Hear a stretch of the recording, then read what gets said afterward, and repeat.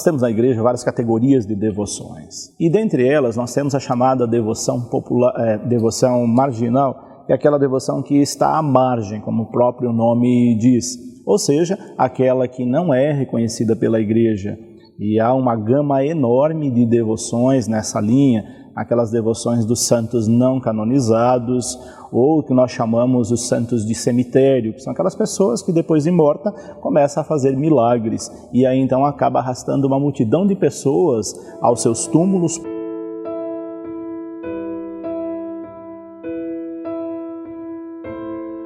A história oficial da menina Isildinha foi a que ela nasceu em Portugal, tinha os irmãos, morava com o pai e a mãe, tinha o padrinho, que era padre, e com 11 anos ela ficou doente, ela teve leucemia. E ela era uma menina muito boazinha, uma menina doce, era a mais velha dos irmãos, eles brigavam muito. E em uma das brigas, na hora do jantar, um irmão tacou o garfo nas costas do outro irmão e machucou, ficou uns 3, 4 furos do garfo nas costas do irmão. E a Isildinha, ela pegou o azeite, a mão dela estava cheia de azeite, ela passou azeite nas mãos e com as costas da mão ela massageou as costas do irmãozinho dela, onde estava machucado. E no outro dia, quando eles acordaram, não tinha mais nada nas costas do irmão dela. Os furinhos do garfo tinham desaparecido. Então, dentre essas histórias que a gente passa no livro, tem algumas coisas já da Isildinha ter uma certa santidade. Ela faleceu em Portugal com 13 anos. O Constantino veio para cá e ele abriu uma indústria de alimentícia. E ele se conheceu a Rosinha, que a Rosinha era daqui, conheceram, se casaram. E a Rosinha sonhava muito com uma criança, mas ela não sabia quem era essa criança. E aí um dia ela sonhou e contou pro Constantino, o irmão da Isildinha, e ele falou que era a irmã dele. Um dia ela sonhou que estava pegando fogo na fábrica. E essa menina que avisava ela da fábrica, que era para eles irem para a fábrica porque a fábrica estava pegando fogo. Ela acordou o marido e eles vieram para a fábrica e estava realmente começando um incêndio na fábrica. Depois disso, o Constantino resolveu trazer ela, o corpo da menina Isildinha, para cá. 50 anos depois, o corpo dela foi retirado de Portugal para o Brasil, para São Paulo. E depois de 10 anos, por volta de uns 10 anos, ela foi trazida de São Paulo para Monte Alto. E quando abriram o caixão, o irmão relatou que ela estava intacta. Tanto as flores que estavam em volta dela, quanto ela, estava igual, não tinha cheiro, era cheiro de flor. Quando ele veio para cá, aqui foi construído por pessoas, não foi ele. Então foi ajuda de pessoas. Então todo mês, os funcionários da fábrica davam aí, vamos por R$5, R$1 para ajudar a construir. Então isso, o mausoléu, tudo foi construído pelos funcionários. E aí começaram os milagres, né? Tanto daqui, da cidade, quanto de fora. Então acho que em questão dos milagres, acho que começou dentro da família mesmo dela, né? De primeiro salvar o irmão, ajudar o irmão e depois avisar o outro irmão da perda da fábrica, né? Que pegaria fogo.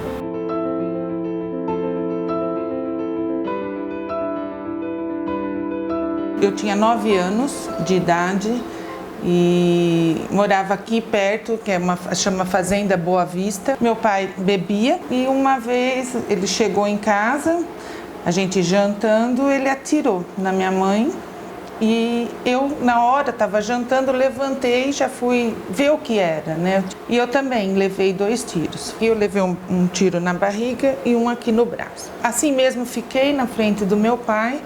E a hora que eu corri para sair, a minha mãe me ajudou, pedi socorro. Mas cheguei no hospital já muito ruim, né? Muito já desacordada. Minha mãe faleceu na hora. E meu pai, a gente via que não era ele, né? Pelas expressões, pelo jeito dele, é como se fosse uma outra pessoa nele naquele momento. Porque ele também se deu um tiro. aqui. Saiu todo o miolinho para fora, ele não foi nem operado. Só puseram para dentro e fecharam, medicaram, né? E ele ficou lúcido. Fiquei internado uma semana, né, em coma. Voltei desse coma, fiz a cirurgia, fizeram tudo o que tinha que fazer, muito correndo. Mas meus irmãos, minhas irmãs, o que elas tinham que acreditar, né, que eu conseguisse sair desse estado que eu estava. E eles rezavam muito. E uma semana que eu fiquei desacordada, eu falava da Santa Isabel, que eu também ninguém conhecia, né? Na minha casa não tinha ninguém devoto da Santa Isabel. E da menina Isildinha, né? Que elas estavam comigo, que estavam me ajudando. E meus irmãos prometendo que assim que eu sarasse, né, que eu pudesse sair do hospital, o primeiro lugar que eu ia era na menina Isildinha, e fui. Eu lembro perfeitamente do dia que eu fui lá. Era uma escadaria, tinha uma goteira que ficava, o cheiro, né, aquele cheiro que tem lá dentro, é visível, é uma coisa que eu sinto ainda. Às vezes eu sinto esse cheiro, independente se eu estou triste, se eu não estou, se eu estou rezando, se eu não estou, eu sinto esse cheiro de rosas. A fé me transformou, foi uma lição de vida, né? Mostra pra gente que a gente é mais forte do que tudo aquilo que vem de negativo. Cada pessoa tem a sua fé. Então, se a pessoa acredita naquilo, ela vai em busca daquilo que ela acredita. Então, o que move os fiéis, geralmente, é a busca por milagres. Essa é uma das características fundamentais da devoção marginal. O padre Donizete, ele é mineiro. Ele nasceu na cidade de Cássia, Minas Gerais. Os seus pais mudam para a cidade franca. Aos 12 anos, o padre Donizete vai estudar em São Paulo e fazer direito. E na época o seu pai também era advogado. Ele conheceu justamente um padre. Depois ele foi nomeado bispo. E ali Dom Nery viu no padre Donizete uma vocação, um chamado de Deus ao sacerdócio. E ele entra no seminário. E o padre Donizete, ele foi ordenado sacerdote. Quando o padre Donizete estava trabalhando ali na cidade de Jaguariúna, os seus pais, que residiam em Franca, eles estavam muito doentes. E aí o padre Donizete vai conversar com Dom Nery, pedindo a ele a possibilidade da transferência do padre Donizete para a diocese, então, de Ribeirão Preto. Então o padre Donizete saiu de Jaguariúna, ele veio para Vargem Grande do Sul, uma cidade próxima a Tambaú. Ali em Vargem Grande, o padre Donizete ele teve um problema. A época em que ele viveu ali era a libertação dos escravos. E o padre Donizete ele tinha estudado direito, sempre lutou pela igualdade de todos. E aqueles coronéis das cidades queriam fazer as coisas e o padre Donizete não era de acordo. E aí essas pessoas pediram para que o bispo de Ribeirão Preto transferisse o padre Donizete. Dia 12 de junho de 1926, há 91 anos atrás, que nós temos a chegada do servo de Deus, padre Donizete. E ele falece no dia 16 de junho de 1961. Aqui na cidade de Tambaú, como nas outras cidades por onde o padre Donizete passou, sempre teve constatação assim de pessoas que eram curadas, ficavam libertas de enfermidade, doenças. Que um vendedor de vinho da cidade de Poços de Caldas, e esse vendedor de vinho, ele estava com uma dor muito grande nas costas e pede ao padre e dá uma bênção nele e a dor nas costas dele desapareceu. Esse vendedor de vinho, ele passava por várias cidades, ele chegou numa cidade que se chama Divinolândia e naquela cidade tinha um prefeito e o prefeito era médico, estava com uma filha e a filha tinha uma enfermidade que para a época não tinha cura, era um fogo selvagem. Esse vendedor de vinho conversando com o prefeito para vender tudo, Aí o vendedor de vinho fala para o prefeito, olha, leva sua filha lá no Padre Donizete em Tambaú, que ele vai dar uma bênção e sua filha vai ficar curada. E aí o prefeito fala assim, eu sou médico, essa doença não tem cura. O médico fala assim, eu vou levar minha filha em Tambaú. Se a minha filha ficar curada, durante 1 ano, naquela época não era ônibus, né? Era caminhão de pau de arara, sairá da cidade de Vinolândia e virá até Tambaú para pagar essa promessa durante 1 ano. Quando a filha do prefeito chega aqui em Tambaú, o Padre Donizete dá uma bênção, ela fica curada e a partir daí começa a ter as romarias nos finais de semana. E aí depois acontece que muitas pessoas começam a vir aqui para Tambaú. E Tambaú se tornou uma referência, haja visto que o Brasil todo convergia para cá. O Padre Donizete falece com 79 anos de idade e no final da sua vida a igreja pede para que ele pudesse parar de dar as bênçãos. Uma que a cidade não tinha condições de acomodar e a outra porque ele já estava de idade avançada. E aí o Padre Donizete fala que do recolhimento da sua casa ele iria ficar rezando para que as pessoas que precisassem de graça. Então, o nome Donizete, ele significa dom presente de Deus. Costumo dizer que aqui na cidade de Tambaú nós temos um presente, que é o Padre Donizete, que esse presente também vai ser aberto no dia da sua beatificação, né? Eu tive um problema nas pernas, eu caí e não levantava mais.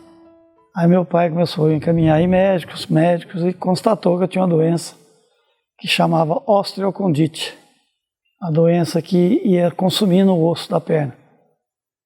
Aí eu fui em vários médicos e foi constatado que eu tinha que ficar engessado. Depois, quando eu tirei o gesso, os médicos provaram que não tinha cura, que eu tinha que usar um aparelho, e aquele aparelho era para a vida inteira. E o fim era uma cadeira de roda, atrofiado. Um belo dia eu estava numa fazenda aqui próximo, um padrinho meu, e esse aparelho quebrou. E meu pai falou que ia me levar para São Paulo para arrumar o aparelho. E eu, com 5 anos, sem noção de nada, falei para ele não se preocupar, que Deus ia fazer eu andar dentro da igreja em Tambaú no outro dia. Mas como eu tinha 5 anos, não sabia nem que era Tambaú, não sabia nada, ele nem deu bola. E coincidentemente, no outro dia, passou um caminhão de romeiro e ferveu o caminhão. O radiador, eles pararam para pôr água no caminhão. E me viram sentado com o aparelho. Aí começaram a comentar do milagre do padre. Aí meu pai falou que tinha acontecido, que eu falei que ia andar na igreja, e me levaram. Aí nós fomos para Tambaú. Chegando em Tambaú, recebi uma benção do Padre Donizete lá na praça. Depois tinha fila individual. Quando o padre me deu a benção, ele falou para meu pai que eu podia soltar os aparelhos, que eu estava são. E meu pai chorava, que nem uma criança, mas falava que não acreditava. Que eu já tinha vários médicos, várias constatações que não tinha solução. Aí ele contou para o padre o que eu tinha falado no dia anterior. Aí o padre me pegou e me levou para a igreja. Aí quando chegou na igreja, desocupou um banco, me colocou eu deitado e tiraram meus aparelhos. Que quando eu tirava o aparelho, minha perna caía, porque não tinha osso. E nesse dia, a hora que eles tiraram o aparelho, as minhas pernas levantaram. E eu levantei sozinho e saí andando em direção ao altar. E aí foi que tumulto, milagre. Aí o padre perguntou o que eu gostaria de fazer, eu falei que gostaria de jogar bola. Aí me deram uma bola e fizeram uns gols de muleta lá na praça. Pegaram a meninada da cidade lá e puseram eu jogando futebol lá. Faltavam 20 centímetros de osso na coxa. Então você vê nos atestados anteriores, tem o buraco, né? O osso, a falha e o buraco. E depois do milagre perfeito, a emenda sem uma cola, sem um parafuso, sem nada. Perfeito. Nasceu na hora. Acabou de dar benção, você está curado e nunca mais tive nada. A partir daí eu tive uma vida normal, né? Voltei a estudar, voltei a brincar com as crianças, jogar bola, correr. Como eu já era mais mocinho, eu jogava futebol no time da cidade, né? Aí vem esses oleiros de time de futebol, então me viram, acharam que eu tinha futuro, me levaram. Aí eu fui para Bauru, joguei futebol no Noroeste. Depois eu fui para Rio Preto, joguei no América. Livrai-nos de todo mal, das doenças e do pecado. Abençoai as nossas famílias, nossos doentes, nossos velhinhos e as crianças. Abençoai a Santa Igreja. Abençoai a nossa paróquia e o nosso vigário. Abençoai a nossa nação. E pedimos de novo, olhai o nosso povo.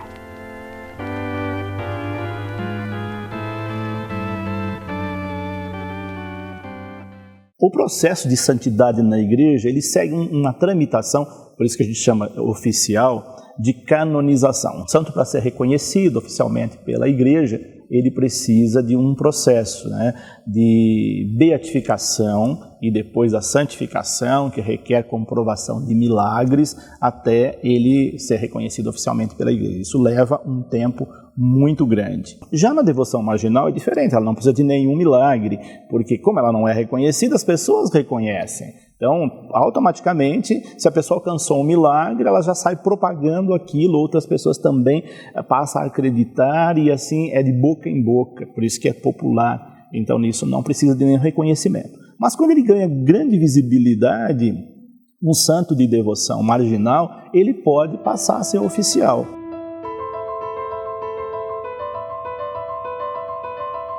No segundo semestre de 1964, eu saí da Penha, onde eu trabalhava, no Santuário Nossa Senhora da Penha, em São Paulo, para fazer um curso de pastoral em Araraquara. Chegamos no domingo e na terça-feira nós fomos fazer uma visita aos doentes na Santa Casa de Araraquara. E, passando pela pediatria, encontrei muitas crianças doentes ali. E no meio dessas crianças havia um chamado Nelson Santana, chamado Nelsinho. Sabe o que é terra tombada, né? Então saía aquele terrão duro e a molecada, sabe, era pertinho da escola, brincava, pulando. E ele, acho que caiu e bateu o braço, mas nós não sabemos de certeza que foi assim, uma turma de molecada. Quando foi no domingo, uma senhora que era vizinha nossa ganhou um neném e a minha patroa foi para visitar essa senhora. E deu uma camisa para ele vestir e ele não erguia o braço. E demorou toda a vida, a mãe dele, mas o que você tem, Nércio? A mãe não aguentou o braço de erguer, ela precisou descosturar. Costurou e vestiu a camisa. Mas como é que esse menino endureceu o braço, sem mais, sem menos, sem tomar pancada, sem brigar, sem nada? E me veio aqui na ideia, falei para o seu Otávio. Cheguei lá, ele examinou o menino, uma coisa e outra. Depois falou, Sr. João, olha, não tem os apreparos certos, o senhor precisa levar para Itápolis. Chega lá em Itápolis, aconteceu a mesma forma. Tiraram a chave, tiraram tudo, deu igualzinha, mas não contaram o que era. Mandou eu para Araraquara, no outro dia. O menino está com um câncer no braço. Falou desse jeito. Com 8 dias, fui visitar. E foi um desespero. E sempre pior, sempre pior. Aí veio um telefone para mim, com a patroa, dia de Santa Luzia foi isso. Dia de Santa Luzia para dar ordem para tirar o bracinho dele. Aí eu fui, eu e a mãe dele demos ordem para tirar o bracinho. Depois do outro dia eu fui lá, ele tinha acabado a anestesia. Lá, pai, tiraram o bracinho meu. Tirou, filho, tirou o meu bracinho. Eu digo, é para sarar, filho. Aí agradava e aquele desespero. Ele tinha perdido o braço esquerdo, estava com câncer e não tinha muita esperança, né, de fazer coisas neste mundo com um braço só. Ele dizia, o que eu faço para ajudar o papai com um braço só? E um dia ele falou, eu sei que Jesus tem uma solução para mim. E ele falou, eu tenho certeza que Jesus pode arranjar um lugar para mim lá no céu, que ele vai ter serviço para mim. Se precisar de um braço, eu já tenho um para mostrar para Jesus onde é que estão gritando, onde estão precisando de socorro. Porque ele tinha um braço só, o braço direito, né? Fez a banda do ditado, cede a minha orar, era piorando. Todo dia piora, todo dia piora. Então, quando ele foi arruinando mesmo, Cheguei na véspera de Natal e estava largado. E quando chegamos no dia 24 de dezembro, véspera do Natal, ele, depois de comungar, sempre ele ficava quietinho, recolhido, e houve aí a chegada da irmã que cuidava da pediatria, trazendo mesa para armar o presépio perto da cama dele, porque ele não podia levantar e tal. E ele disse assim: olha, o que a senhora está fazendo aí, irmã? Ah, vamos armar o presépio perto da sua cama, você não vai poder levantar? Aí ele falou assim: ah, irmã, mas eu não vou estar mais aqui não. Quando ela saiu, eu falei: que história é essa que você está falando que não vai estar mais aqui? Padre, você não lembra? Falei: do quê? Daquela nossa conversa. Ué, deu certo? Sim, eu estava acabando de falar com Jesus e ele disse que hoje, quando o sol entrar, ele vai me levar. Falei: Nelsinho, conta comigo. E naquele dia, na véspera de Natal, eu cheguei lá, conversei com ele. Ô, Nelsinho, ele abriu os olhos e falou assim, só não teve coragem de falar besta, ele não teve coragem, mas fiz assim, fez bem. Eu fiz isso aí, a lágrima desceu. Ele foi, aí ele falou: pai, não chora. Hoje às 10 horas eu vou para o céu com Deus. E foi dito e feito. E assim aconteceu. Ele morreu e começou a fazer milagre. As pessoas começaram a alcançar graças e mais graças. A esposa do prefeito fez um túmulo perpétuo para ele, muito bonito. Depois de 40 anos, os restos mortais foram levados para Ibitinga, quando começou o processo de beatificação dele.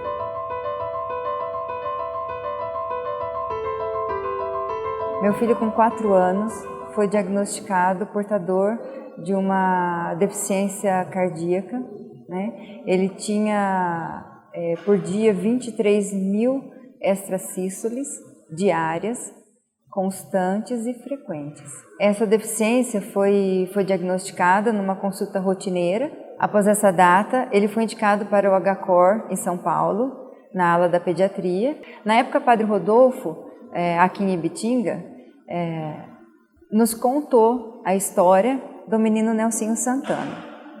E nós colocamos então e começamos a confiar na intercessão deste servo de Deus.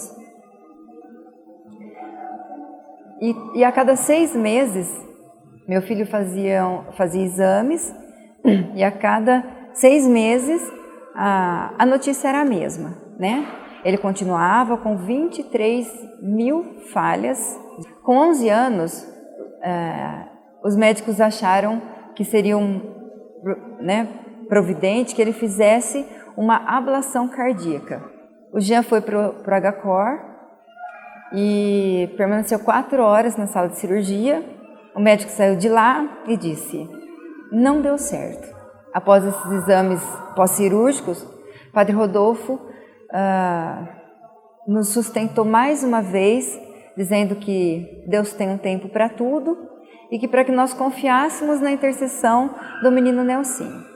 Isso foi em 2011, sem explicação nenhuma médica, científica.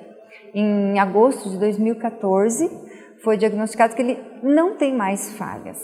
O coração dele hoje é normal. Milagre a ciência não explica. Quando a medicina não tem mais nenhuma resposta para aquele fato, uma cura, por exemplo, aí então passa a ser considerado um milagre. Eu não nego, nunca vou negar que eu tive essa doença, e essa doença ela serviu mais para a formação da nossa família. Isso serviu para a formação da nossa fé. Foi sim intercessão do menino Nelsinho, uma grande intercessão. Nós podemos pedir a Deus a cura, nós podemos pedir para Deus todas as nossas necessidades, mas nós temos os santos que estão ao lado de Jesus e pedem também por nós. Como diz São Paulo na carta aos Coríntios, a fé é uma maneira de você conseguir aquilo que você deseja. Quando você tem fé, você já conseguiu aquilo que você deseja.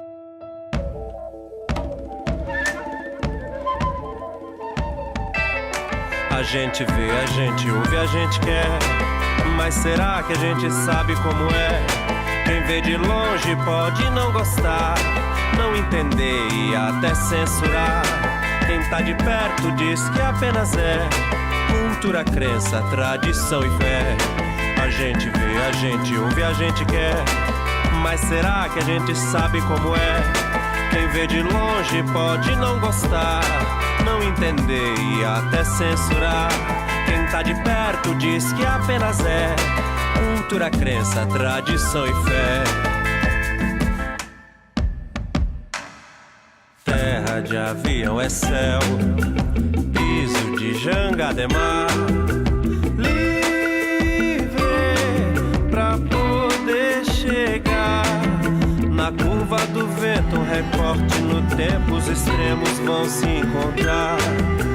Livre pra poder contar. A gente vê, a gente ouve, a gente quer, mas será que a gente sabe como é? Na rosa o olho visitar, pétalas e espinhos no mesmo lugar.